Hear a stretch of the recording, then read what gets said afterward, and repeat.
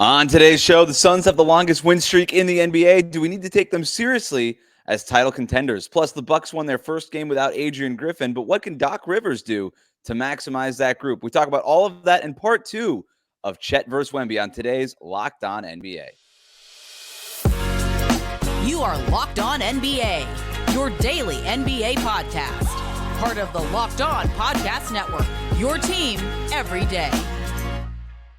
Welcome to Locked On NBA. Wes Goldberg here with Pat, the designer, however you might be tuning in. YouTube, Odyssey, or your favorite podcast app. Thanks so much for making Locked On NBA your first listen every day. Today's episode is brought to you by Prize Picks, the easiest and most exciting way to play daily fantasy sports. Go to prizepicks.com/LockedOnNBA and use that code, all lowercase, LockedOnNBA, for a first deposit match up to $100. We're going to talk about Doc Rivers taking over in Milwaukee and how Wednesday night impacted the Rookie of the Year race. But let's start in Dallas, where the Suns turned a 16-point deficit in the second quarter into a 22-point lead after outscoring the Mavericks 43-20 in the third quarter. Devin Booker scored 22 of his 46 points in that third quarter, helping lead the Suns to a blowout win. Pat, that was a crazy game.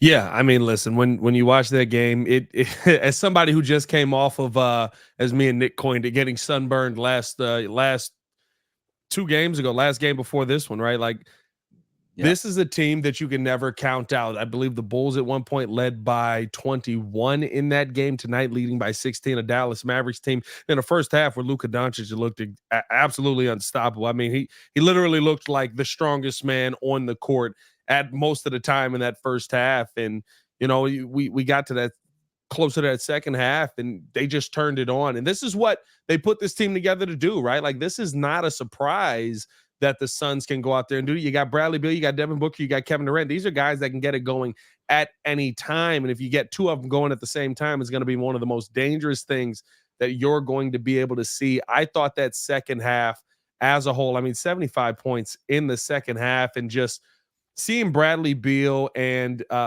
be able to go, not so much go off, but right, just the impact that he was able to have. 6 assists in that second half alone, 13 points. You see what Devin Booker was able to do as well. Of course, the 30 points, you look at that and just go, what the heck is going on? But it allows, this is a Phoenix Suns team that Devin Booker normally is the main guy running the point. Now I can let Bradley Beal do some of that when we need to get the offense going if KD's not going. This game got a little chippy as well. Did love that. And I think that things really changed multiple times, right? I could go back to the Bulls game and this game when somebody just turned and decided, I'm going to mouth off to this team and we're going to get into it. And Grant Williams ends up getting ejected due to one of a weird call there by the refs. But when we started seeing a little bit of back and forth, that's when they get going. When this team gets fired up, we know what they can do. Let them lie dormant.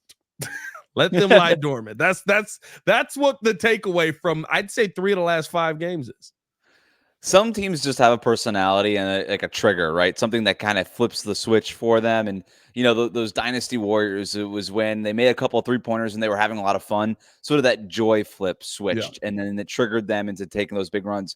With this Suns team, there seems to be a chippiness switch with them, whether it's like Devin Booker trash talking, or maybe you get under Kevin Durant's skin a little bit and he just says, you know what, I've had enough with all this mess. I'm going to go ahead and take care of things here. I'm going to take care of business. And that's sort of what happened tonight. You mentioned that Bulls game. They did this a couple weeks ago against Sacramento, where they looked like just a flat out bad basketball team for the first half. And then they just turned it around in the second half. And a lot of it is just shot making. A lot of it is maybe just that chippiness or kind of getting under their skin. Domantas Sabonis was kind of going against them in that Sacramento game. In this game, you mentioned the Grant Williams moment. Some funny moments happening, by the way, on this Wednesday night that we're going to get to here. But maybe the funniest one was Grant Williams going at Jusuf Nurkic and trying to plow into him, and then Jusuf Nurkic not moving and Grant Williams going like 6 feet back. I mean, that was great. Grant Williams had to feel some type of way about that, but that kind of got Phoenix going. But they can also tap into this sort of death lineup type of group where they take Nurkic off the floor. They play Kevin Durant sort of at the 5 as their primary rim protector. They'll put like a Metu next to him or something like that. No real other true big man. And that team just starts going, and they start scoring points in bunches, and it is so overwhelming for opponents that they are really dangerous. But the thing, Pat, like with them is it feels like their floor is really, really low, but their ceiling is as high as anybody else's in the league almost. Here's what's scary about this Phoenix Suns team, and I think that there is something that I will say this, right? As excited as we are about tonight's game, this is not a recipe to win championships. No. This is not a recipe for long-term success in the playoffs. You're not going to be down 15, 16 in every game and in every single game be able to come back and all of a sudden dominate night in and night out. I don't believe so. If they do it, they will be the team that proves me wrong that does it. But I don't believe that playing from behind the eight ball is a recipe for success. But it does work when you have a team that in the second half, one of the greatest scorers we've ever seen in our lifetime in Kevin Durant can take 3 shots, go 2 for 3, and you come back from a 16-point deficit because you've got so much offense on this team. Kevin didn't even need to do anything in the second half of this game. He was facilitating the ball more than he was doing anything else. And yet in the second half of this game, he finishes out with a plus 19 on his plus minus. Like, that tells you the kind of impact that this team can have when it's clicking on all cylinders. I do think that you have to I believe that with a team like this, if you had this impact early in the game, you would put teams away so early that then you could do what the Golden State Warriors were able to do. I mean, how many years were we talking about where Stephen Curry just wasn't playing fourth quarters of games because they were up so much going into the fourth? Right. No, it's a great point. This team kind of just, I don't even want to say though that like they're playing with their food in the first half. I think there's definitely like issues with this team Yeah. defensively. There's questions. I think there's still questions about fit and what 5 you want on the court at the same time and things like that. Over their last 7 games, though, they have a defensive rating of 112.3. That would rank 7th for the season in defensive rating. That's more than what you could have asked for from this group. But zooming out, they've won now 7 in a row. It's the league leading win streak at the moment. They're rising up the Western Conference standings, which is also good for them. But you look at the teams they beat, sort of a reeling Lakers team, but that's a good win in Los Angeles. That's a good win. In Portland, whatever. Sacramento, that's a good win. In New Orleans, that's a good win. Against Indiana with no Tyrese Halliburton, that's okay. Chicago, no offense. Not taking that much away from that. No, listen, I cover them. Man. And then in Dallas tonight with no Kyrie Irving. And so it's not a cupcake schedule, but it's not necessarily a really brutal stretch either. Half of them on the road, half of them at home.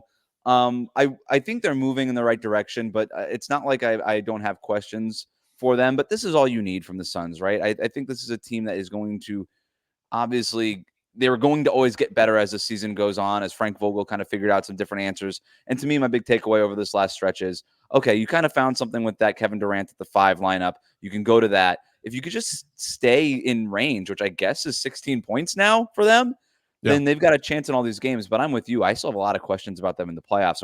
I would not consider them favorites in the Western Conference. I'll ask this, right?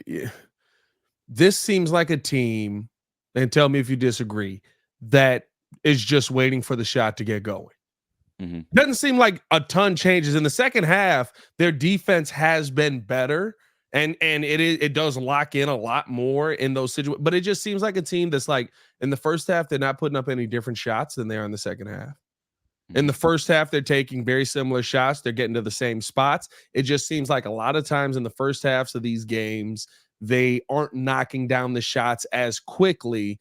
But once it locks in, you got to figure out how to stop Kevin Durant, Bradley Beal, and Devin Booker, guys who I would say are 3 of the top 10 scorers in today's NBA.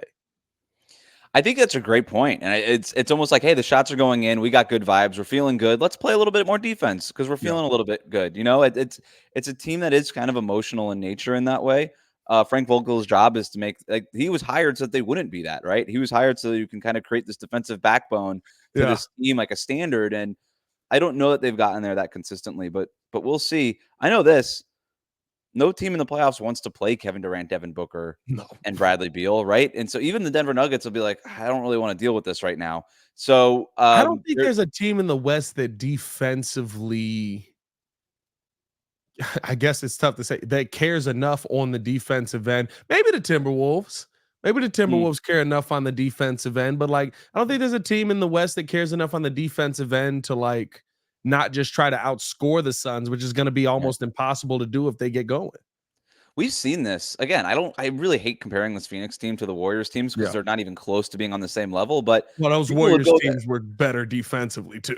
Way better. I mean, they were elite defensively also, but you would see the people get like, oh, your guys are taking all these threes. I think NBA players by default kind of want to play that style. Like, let's get up and down and just launch up a bunch of threes because it's just a lot of fun. Even in the playoffs when you're supposed to lock in, we see this in the past. I think we could see that with Phoenix. I don't know. I don't know that I have a strong takeaway from this win streak from Phoenix. But now I'm monitoring it. I'm like, okay, I'm interested. We got some games now with Beal and Durant and Booker under their belt. The defense is starting to figure out a couple things, just some things that work, some levers that they could pull. I'm interested. I'm watching it. I haven't buried them, but I haven't. But I don't feel good enough to make them like favorites. I don't think anybody does. I'm with you on that. Yeah. Speaking of favorites, the Milwaukee Bucks. A lot of people had them as favorites going into the season to come out of the Eastern Conference. By record, they should still be considered their favorites, but they fired their coach. We'll talk about what's next for the Milwaukee Bucks here on Locked On NBA.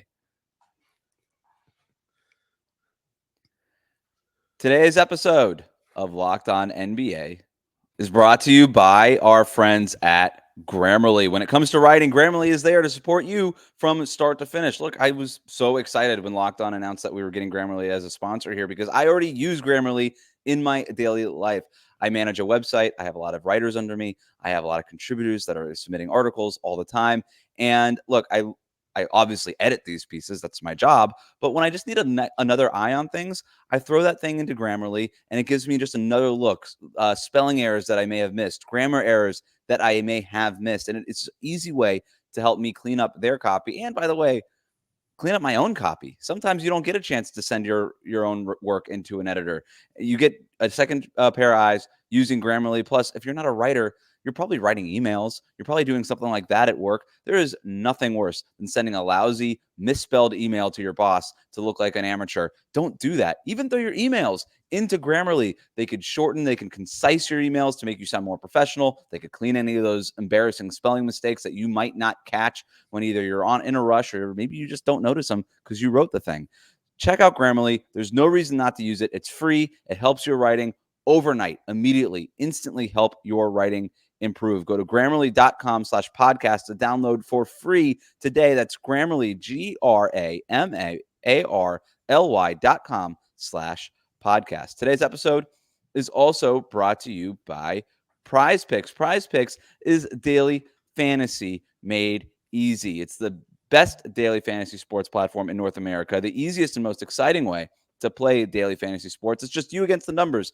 Instead of battling thousands of other players, including pros and sharks, you pick more than or less than on 2 to 6 player stat projections and watch the winnings roll in. With basketball season here, you can now pick combo projections across football and basketball from a specials league, a league created specifically for combo projections that includes 2 or more players from different sports or leagues. For example, LeBron James plus Travis Kelce at a 10.5 combo of 3-pointers made and receptions. If you want to play alongside some of Prize Picks' favorite players like rapper Meek Mill and comedian Andrew Schultz, you can now find community plays under the promos tab of the app to view entries from some of the biggest names in the Prize Picks community each week. Prize Picks even offers a reboot policy so that your entries stay in play even if one of your players gets injured. For football and basketball games, if you have a player who exits the game in the first half and doesn't return in the second half, that player is rebooted. Prize Picks is the only DFS platform with an injury insurance policy. So go to prizepicks.com/LockedOnNBA. Use that code LockedOnNBA for a first deposit match up to $100. Again, prizepicks.com/LockedOnNBA. Use the code LockedOnNBA for a first deposit match up to $100. Prizepicks.com, daily fantasy sports made easy. Thanks again for making Locked On NBA your first listen every day. Make sure you're subscribed on YouTube and on your favorite podcast app. All right, let's go to Milwaukee, where the Bucks won their first game since firing coach Adrian Griffin, beating the Cavaliers 126-116. Giannis had his third triple-double in his last 4 games, and the Bucks snapped the Cavaliers' 8-game win streak. But the headliner here, Pat, is that they won this game without Adrian Griffin, who they had fired earlier this week. It sounds like they are going to hire Doc Rivers to take over, but no Doc Rivers on the sideline tonight until that thing is official. He's not going to be there. But what did you see from Milwaukee without Adrian Griffin? Well, I mean, listen, Doc Rivers is good to go at this point. They've got him in place, and Milwaukee looks like a team that they looked like with Adrian Griffin. Adrian Griffin was the problem in the equation. Damian Lillard's on this team. Giannis Antetokounmpo's on this team. We're not asking hard questions. We're asking, how do you make the easy questions even easier? That's the goal of Doc Rivers coming in here. I mean, you look at tonight's game, it didn't even look effortless on the offensive end. Still some questions for me defensively. This Bucks team did come out a lot more aggressive defensively in this game. I thought they did some really good things in that second quarter against Cleveland. Kind of second and third quarter really stepped up defensively and were able to really shut down what they were trying to do. Fourth quarter, some of those same issues kind of creeped back in, but at the same time, the game's over at that point. The Bucks have so much talent, and I think that this is what I've been saying for a while. A lot of people don't agree with it. I just don't care. Most of these coaches in the NBA are the same dudes. Your top five are different. The players matter. Your top five added with those players makes those players more important. Nick Nurse, Billy Donovan, Mike Budenholzer, Frank Vogel, all these guys, they've got the schemes. They've got great players. That's the difference that comes in. You know, when you see how great a head coach is in a situation like you got down in Miami, when you're sitting there going, everyone else is dead. Who's going to start knocking down threes? And all of a sudden, Gabe Vincent is able to start cashing out, and you're flying to the NBA Finals because the culture of that team is wrapped around not only the players, but also the coach. That doesn't happen everywhere. Most of these guys are the same dude. They're locked into whatever they come into in the game. They're focused on what their play calls are. They're focused on what they've practiced and what they're running, and they don't do the adjustments in game. Now, the problem with what the Bucks were dealing with was Adrian Griffin was worse than those guys. Exactly. I was just about to say, you get the top five coaches making a difference, and you got your bottom five coaches probably making a difference too. Look, I don't know. They had the interim coach on the sideline tonight, whatever. They were doing the ring around the rosy before the game, seemingly elated that Adrian Griffin was I'm no not going to longer in lie. their I universe. died laughing at the pettiness. Just incredible levels of pettiness. And just, Giannis has been quietly petty, maybe not even quietly petty. He's been on his petty for a couple of years now. Yeah. And so, but now he's got everybody petty. Nobody wanted Adrian Griffin there. That much was made clear by the ring around the rosy deal before the game. But to me, we're not going to see structurally differences like you were talking about. You got Giannis, you got Dame. They're going to do stuff on offense. Defensively, I still have some concerns. Tonight didn't change that at all. What I came away from with this is the vibes. The vibes right now are immaculate right now in Milwaukee just by subtracting the guy that nobody liked in the room. You kicked the guy out of the party that nobody wanted there, and now the party could start again, right? And so they're doing the ring around the rosy. As soon as I clicked over, because I had to cover the Heat game tonight, I click over to that Bucks game. The first play I see, and I understand this is very anecdotal, almost extremely anecdotal, to a point where I probably shouldn't even use it as an example. But I turn it on. The first play I see is Giannis running into a pick and roll with Damian Lillard. And I was like, oh, look at that. Is that a sign? You know what I mean? And then a couple plays later, Giannis kicks out to Malik Beasley in the corner. Beasley drains the shot. Giannis starts running across the court before Beasley even launches the shot. It's basically it's one of the daggers in the game when Milwaukee went on their run there in the second half. And you see Beasley just doing the little wiggle shimmy in the corner. I'm like, this was not happening under Adrian Griffin. The vibes are much better. And maybe that's all Milwaukee really needed was some better vibes. That said, Doc Rivers does have a task in front of him. What going forward with Milwaukee and Doc Rivers, what's on the checklist for Doc? What do you want to see him change? What does he need to change right now for the Bucks? Yeah. I cover the Bears for ESPN, and the number one thing that I said about Luke Getsy all season is you do simple, difficult. Do simple, simple. You have Damian Lillard and Giannis Antetokounmpo. You know what that pick and roll entails? I can't play off of Damian Lillard. Why? Because he's Damian freaking Lillard. I have to play up, which means I have to try and fight away over a Giannis Antetokounmpo screen, which is basically impossible to do, to try and keep a hand in Dame's face. Oh, we're going to switch? Okay, we're going to switch. I'm going to drop back. Now I got Giannis diving to the basket, and that's stoppable. You know what I mean? The teams have only been trying to figure out how to build that wall for 10 years at this point. Like, when you sit here and you look at the players you have on your team, Doc, do simple.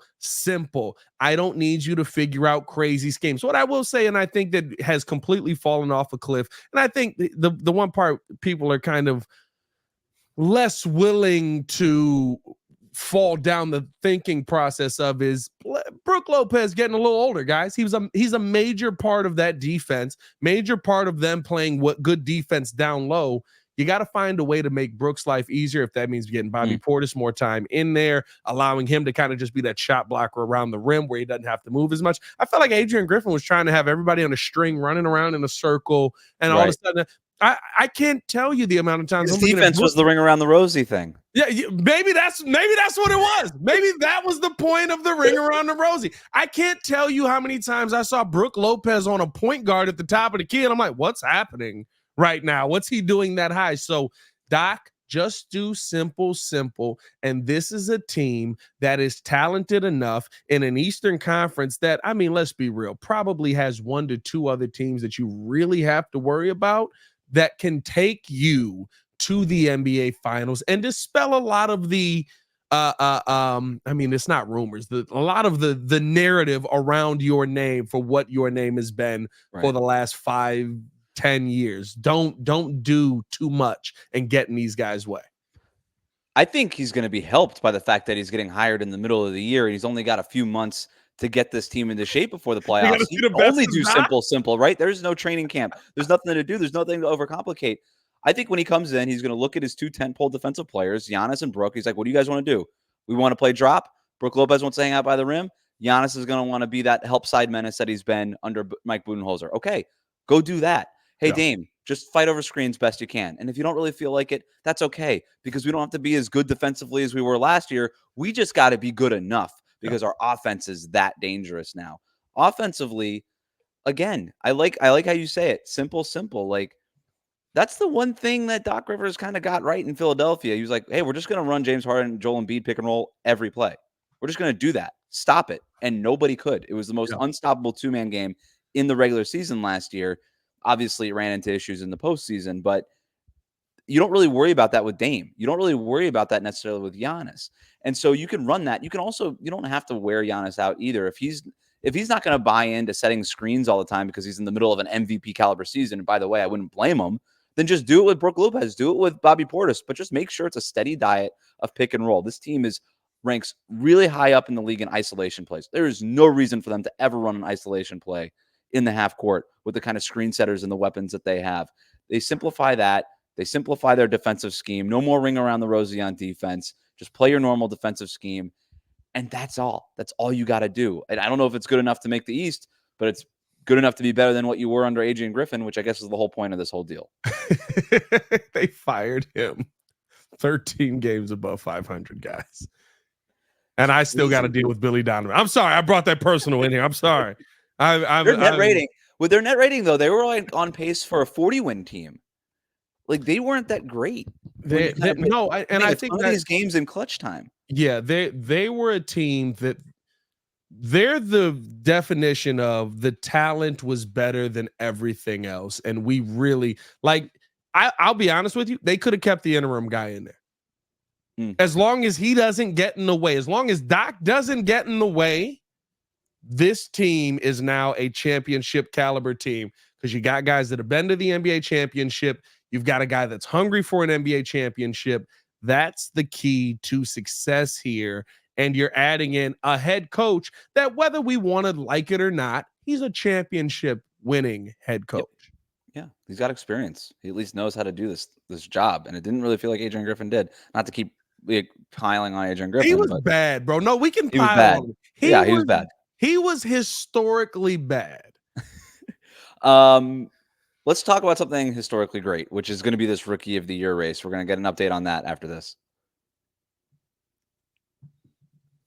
Today's episode of Locked On NBA is brought to you by Hungry Root. Hungry Root is the easiest way to get fresh, high-quality food delivered directly to your door. They've got healthy groceries and simple recipes all in one place. Take a fun, short quiz, and Hungry Root will get to know you, your goals, and how you like to eat. They'll ask you what flavors you like, which kitchen appliances that you use, and more. And then they'll keep your needs and preferences top of mind and start building your cart with delicious recipes and all of your grocery needs for the week. Hungry Root will recommend recipes and groceries based on your tastes. Take their suggestions or choose anything that you want. They've got fresh produce, high quality meat and seafood, pantry staples, healthy snacks and sweets, and a whole lot more. Hungry Root goes beyond your weekly grocery haul with thousands of easy recipes that actually put your groceries to good use before they get forgotten in the back of your fridge. The best part is Hungry Root follows a simple standard. It's got to taste good, be quick to make, and contain whole, trusted ingredients. Spend less time meal planning, shopping, and cooking, and more time enjoying healthy food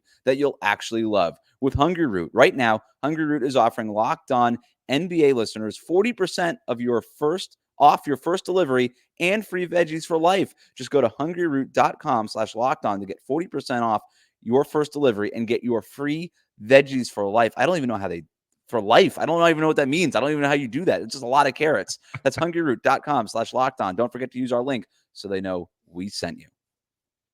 For life. I'm with it. What's your favorite vegetable? Ooh.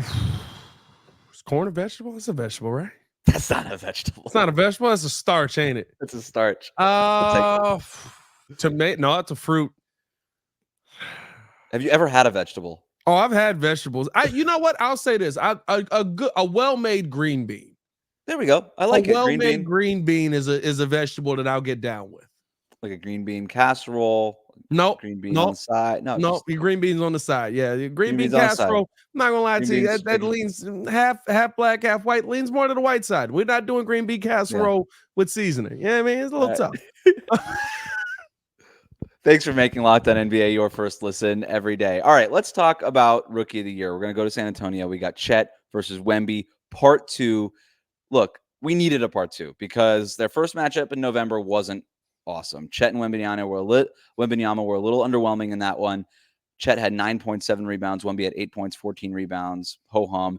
Also, Chet was playing center. Wembenyama was not playing center. That was still when the Spurs were running out their weird lineups, and they had Zach Collins at center, Wembenyama at power forward. So we didn't really get the one-on-ones. Not the case tonight. Chet had 17 points, 9 rebounds, and 3 blocks in 30 minutes on Wednesday night. Wembenyama had 24 points, 12 rebounds, and 4 blocks. This was a blowout win by the Oklahoma City Thunder, by the way. So congrats to the Thunder for blowing out a bad Spurs team. But there was a fun back and forth in the third quarter for a stretch there between Wemby and Chet. What did you think of those two tonight? I'll tell you this. I was not a believer in Chet at all. I thought he didn't have the weight to last in the NBA. I thought the injury his rookie year kind of spoke to some of the issues that you might see with Chet moving forward. I am a believer in Chet because I'm watching how Chet now is playing. Right? He's not sitting there trying to body up Victor Wembanyama every play. He's not sitting there trying to body up whoever the center is on the other side every play. He's saying, I'm going to use my length. I'm going to use my athleticism. I'm going to use my youth to my advantage. And you're not going to be able to just move me out of the way. But if I want you to go past, I'm going to be able to get there for the chase down. Love what Chet is defensively. Offensively, I think I always knew he could score at this level because this is kind of the build that centers are going to have. The problem here with the Rookie of the Year race is, ladies and gentlemen, Victor Wembanyama is everything he's been advertised as, and Greg Popovich won't let go of his leg.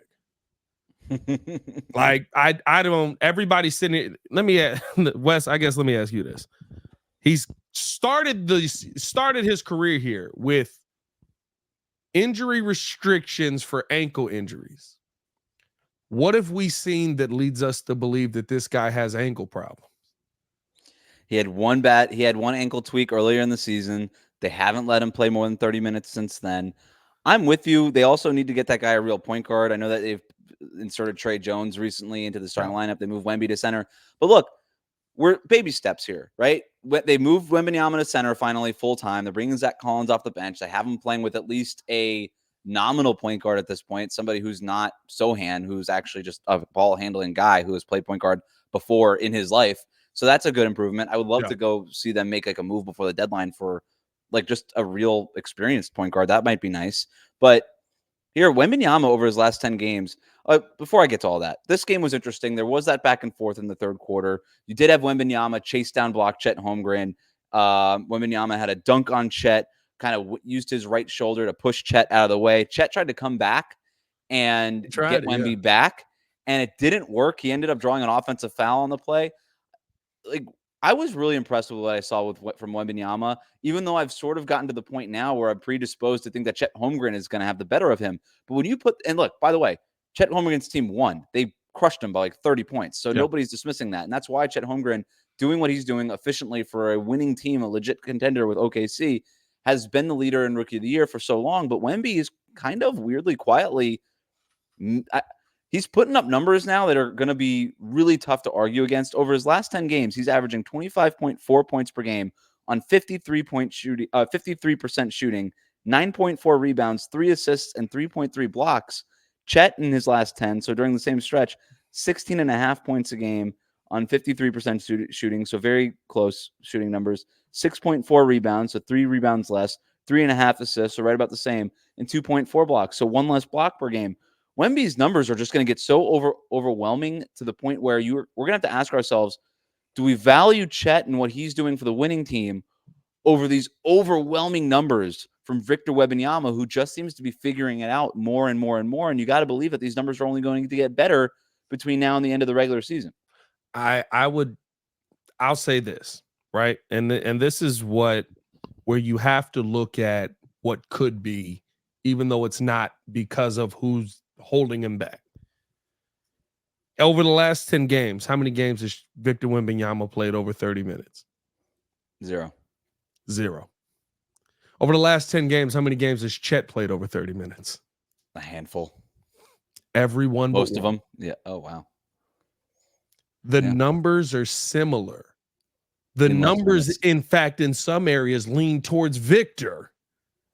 And he's doing it in so much less time. Oh, by the way, when he's on the court, Pop won't give him the ball. Right. He doesn't call plays for him. I don't know what's happening. Like, I'm never going to. Greg Popovich, probably the greatest coach I've ever seen in my life. Never going to say that he's not. Respect to Phil Jackson. Pop got you. I think that he's a better coach. Everything you did, amazing. Love you in Chicago. Right? It's time for Pop. I love Pop. But you have a talent on your team of this level, and you're still trying to run the everybody eats B method. No, this ain't everybody eats B. Victor eats. Half this team shouldn't be on this team. Victor eats. Not everybody eats. Because guess what? It's not like your system's producing you a ton of wins this season. Well, that's what's interesting is that you've got his arch rival, his nemesis, his peer, Chet Holmgren, playing for a ready-made contender with the Oklahoma City Thunder. They are winning. They're going to be winning 50-plus games every season, barring injury, for the foreseeable future, right? Yep. I don't know how close the Spurs are to that, even though they have the guy that you would want to start that whole thing with Victor Wembanyama. And by the way, Devin Vassell's a very good player. I like him too. They need some things. They need some modern coaching, like you're talking about. They need just a little bit of tweaks. It feels like they're really far off because they can't win a game, and they just lost to the Thunder by 30.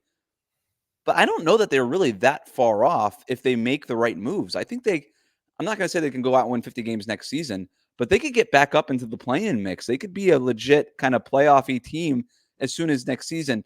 But again, they have to make those right moves, and they need to do it now because Wembanyama, like you said, he's that dude now. Go for it. There's no sense in waiting around. And I think that's the part that's the most concerning. Victor Wembanyama, like, let's be real. Chet Holmgren's probably the third best player on his team. Right now, right? And not to say he can't get better, but right now he's probably the third best player on his team. Victor Wembanyama is the best player on his team by far, and you won't give him the basketball. It's not even close. I love Devin Vassell. I literally said the Bulls should have drafted Devin Vassell, and we took Patrick Williams, and I was like, the dude that was passing the ball to Devin Vassell a lot, like, that's the guy that we wanted? All right, here we go. All right, I'm backing this guy now. Now he's my guy. But I love what Devin Vassell does on an NBA court and how he's able to attack. Everything about him. It's not even close. And Victor Wembanyama can't get on the floor for more than 30 minutes. That tells you something. And I'm never going to say Pop's system can't work in this NBA. I do believe that a Tim Duncan, Manu Ginobili, Tony Parker style system can work in this NBA if you have all the other role-playing pieces on this team. But I don't think they're anywhere near getting the role-playing pieces. And the biggest difference now for back then for this Spurs team to start winning is nobody's flocking to go to San Antonio anymore. Mm-hmm. Does Victor Wembanyama change that? Maybe people want to play with Wembanyama. I don't think, but he doesn't have those spider webs in the league yet. Like, it's one thing to be a great player, but you got to have friends. And I don't know that he has friends. I mean, he didn't even play AAU ball here. He doesn't have any pre-existing relationships. Like, the Spurs are going to have to work to get guys more than even they ever had, even if they have Victor Wembanyama, to your point. So, look, they got some work to do. I think there's something to be said about giving him the good habits that Greg Popovich could instill early on in his career so he doesn't go the other way. Because there's another version of this where he's got Adrian Griffin as his head coach. Yeah. And it goes the other direction. Well, there is that. So, look, we'll see what happens here. But it was at least we got the fun one-on-one that we had been waiting for. We got that. So, a fun night of NBA basketball. We wrap it up here. Thanks for making Locked On NBA your first listen every day. Everydayers, make sure you're subscribed on YouTube, Odyssey, and wherever you get your podcasts.